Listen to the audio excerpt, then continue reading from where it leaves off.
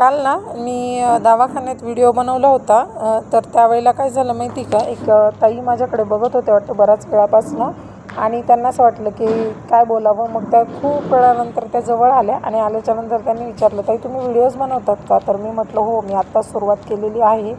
तर त्यांनी मग माझा आय डी वगैरे चेक केला आणि त्या खूप छान म्हटल्या की का हो, तुम्हाला भीती नाही वाटत का? तर मी म्हटलं भीती कशाची वाटायला पाहिजे? तर ते म्हटले लोक काय म्हणतील याची। तर मी ना एक क्षणभर थांबली बरं का। नंतर त्यांना म्हटलं, ताई एक सांगू का? म्हटलं मला ना शिक्षण घेण्याची प्रचंड आवड होती, पण कमी वयात लग्न झालं आणि शिक्षण अपूर्ण राहिलं। त्यानंतर म्हटलं मिस्टरांनी खूप आग्रह म्हणजे मी धरला होता त्यांच्याकडे की मला शिक्षण घ्या, एक वेळ मला साडी सोळी दागदागिना अशी कुठली लालच नाही, पण मला शिक्षण पूर्ण करून द्या।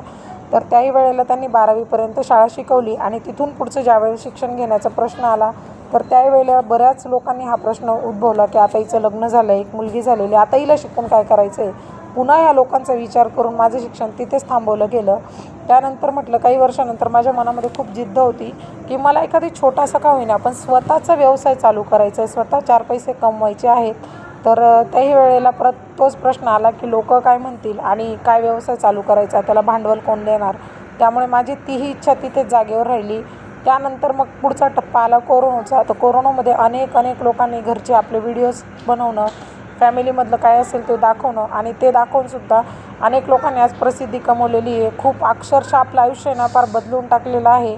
आणि त्यावेळेला जेव्हा मी घरात विचारलं की मी व्हिडिओज बनवू का, तर त्यावेळेलाही हा प्रश्न उद्भवला होता की आपल्याला लोक काय म्हणतील। मग ह्या लोकांचा विचार करण्याच्या नादात आहे ना माझ्या आयुष्याचे मी बरेच वर्ष असेच वाया घालवलेले आहेत। खूप साऱ्या इच्छा तिथे जागेवर मारलेल्या आहेत। मग शेवटी एक पॉईंटला असं होतं ना की जेव्हा तुम्हाला असं वाटतं की नाही आत्ता हीच ती योग्य वेळ आहे, आणि मग वयाच्या 33व्या वर्षी मी माझ्या निर्णयावर ठाम झाली की आता कोणी काहीही म्हणू दे, लोक काहीही बोलू दे, मला काहीच फरक पडत नाही। मला वाटतं मी व्हिडिओ बनवते, मी पोस्ट करते, मला जे काय माझ्या मनात असतं ते मी पब्लिकला शेअर करते, आणि त्यांना जर आवडलं तर ते त्या गोष्टीला प्रतिसाद देतात, पण नाहीच आवडलं तर मग स्क्रोलिंगचा ऑप्शन तर सगळ्यांच्या मोबाईलमध्ये असतो।